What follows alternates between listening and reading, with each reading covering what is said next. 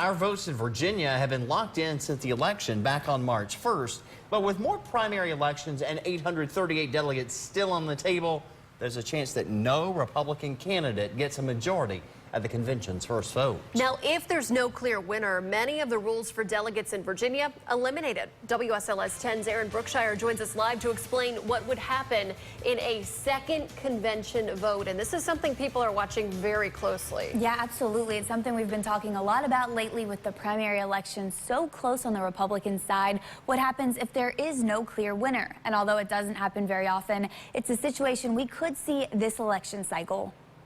Second ballot is very rare.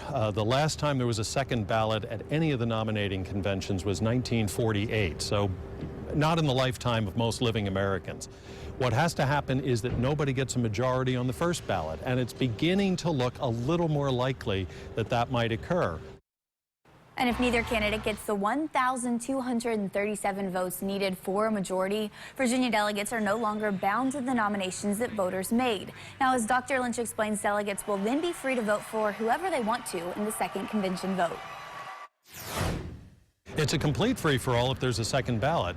Should the Republican nomination go to a second ballot, that means that all of the Virginia delegates are completely uncommitted. They can vote for whomever has his or her name put into nomination. It does not even have to be one of the people who ran for president here in Virginia. That's one reason Dr. Lynch says Ted Cruz has been making stops in Virginia for the district conventions. He's working to get to know the actual delegates by talking to the men and women who will be traveling to Cleveland for the Republican conventions. Now, the first convention is still a few months away, but with each primary election, the race between Donald Trump and Ted Cruz is getting closer and closer. I'm Aaron Brookshire, WSLS 10.